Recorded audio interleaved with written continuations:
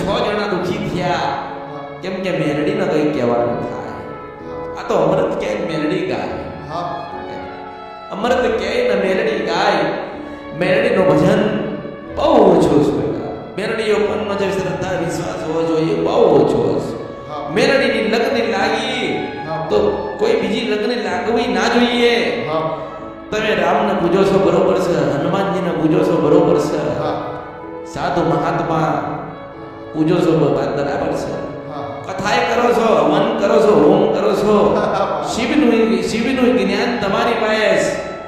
પણ બેટા કળિયુગની અંદર હોય તો એનું નામ જગતજનની ભગવતી જોગમાયા ઉમા અને મેલડી કહેવાય.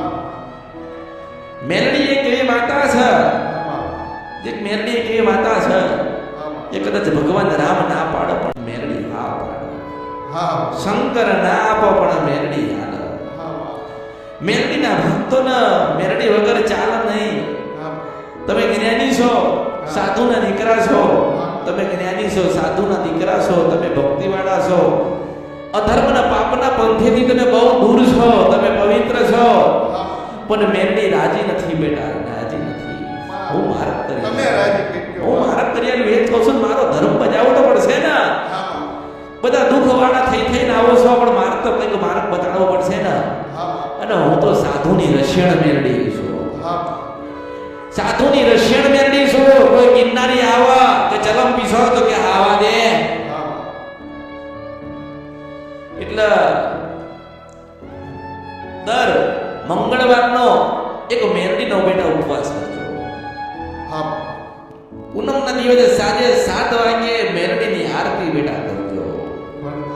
અને તે તો તમે તો દુનિયા બધી ફરી છો ને, તમે તો ફરેલા છો ને, ફરેલા છો ને. તમારી દયાથી બધું, મારી દયા નથી. હું તો બાવાની મેલડી છું, આ ફકીરની મેલડી છું. કોઈ કે રાજા મેલડી તો કે ભાઈ રાજા મેલડી છું. કોઈ કે ફકીર છો તો કે હા હું ફક્કડ બાવો છું. મારા આગળ કઈ નથી, બાવા દીકરા પાછળ કઈ નથી. મારી બહુજનના રામ છું, શંખરપુરના ટોળાની બહુજન આવી.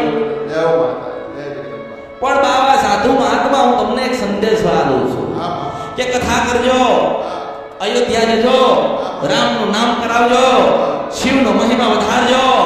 પણ તારી 11 પૂનમ બેટા પૂરી થાય. હું મેલડી છું આ કળિયુગમાં, હું સેજ વચ્ચે પર અનેક દ્રવ્ય મેલડી છું.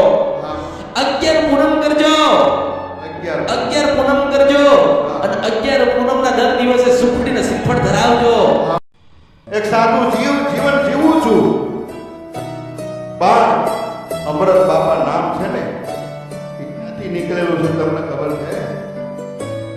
આજે તમે વિચાર કરો, ઈનું ઈજ અમૃત, ઈનું ઈજ બીજ મીરાએ પીધું, વિષ મીરાએ પીધું, એ અમૃત થઈ ગયું. શિવે પીધું, નીલકંઠ કહેવાના અમૃત થઈ ગયું. અને આજ હું તો એમ કહું, આ ખાનદાન કેટલું ભાગશાળી છે, આ કેટલા અમૃત પીવે છે. હું રાજા વિક્રમની ભગવતી બોલું છું. બાબાના નામ ઉપર હજારો જીવ અમૃત પીવે છે, હજારો જીવ અમૃત પીવે છે. એટલે હું તમે રોણી તો અમૃત બાપાના છીએ. અમૃત બાપાને કઈક બાપા અમારી લાગ રાખી રૂપિયાવાળા ન બનાય તો કાંઈ નહીં, પણ જ્યાં હલવાઈ અને જ્યાં હેરાન થાય ખોટી રીતે અમારા દુશ્મનો ક્યારેક આડા પડે ને તેથી બાપ તું ઉભો રહે. સાધુ તરીકે માંગણી એટલી જ કરજો, પૈસાની કોઈ કિંમત નથી આ દુનિયામાં. હે મારા નાથ, હે જોગમાયા, હે ભગવાન શિવ, અમારી રેણી ક્યાણી બગડે નહીં અને જગતની અંદર અમે ધર્મના માર્ગે ચાલીએ અને અધર્મનો નાશ કરીએ અને ધર્મનો સાથ દઈએ.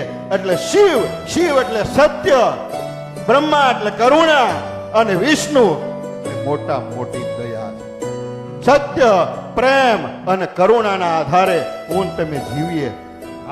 પણ મેલડી લક્ષણ દુનિયા વાંચશે. હું મેલડી છું કારણ કે દુનિયાની અંદર ચારે દિશામાં હોય ને તો એ મારી કાળક્યા છે.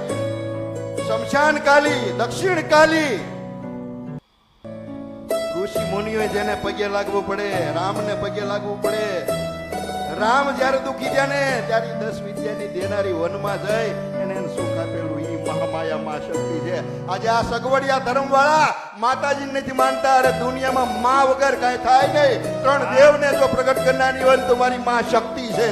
અને ઈ શક્તિએ આ ધરા રચાવી અને આ દુનિયાને માં શબ્દ આપ્યો અને માં શબ્દમાં જો કોઈ માણસ દુખી હોય અને માં 3 વખત પોકારે ને, અને હું તો એમ કહું છું, મેં તો 5મી માનો દાખલો જોઈ લીધો.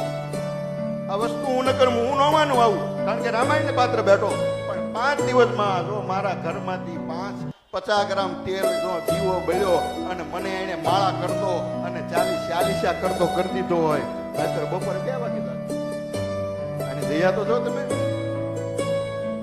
હું હજી સુધી દુનિયામાં હું એમ જ કહું, મારા ધૂણાનો ધર્મ, મારો ધૂણાનો ખાખી, મારો હનુમાનજી, એની વાનર સેના અને મારી કુળદેવી માં પરા અંબા, આની શક્તિ હશે અને કૃપા હશે.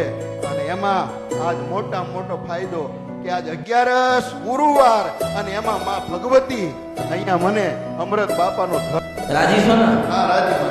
પટેલ સાધુ સંતના બાવાજી બાવાજી દીકરા છે, આપો.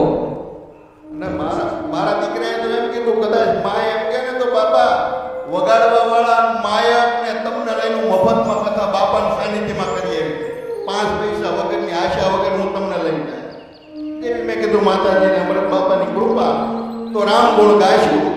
બાકી અત્યાર સુધીમાં ક્યાંય રૂપિયો માંગ્યો નથી, કોઈથી માંગવાનું નથી, હું લેવા નથી આશીર્વાદ. પણ હું દેવા બેઠી છું, મારા ધર્મનું છું. તો ભલે ભલે મારા આશીર્વાદ આશીર્વાદ આશીર્વાદ આશીર્વાદ આશીર્વાદ એકના અનેક થાય એવા આશીર્વાદ.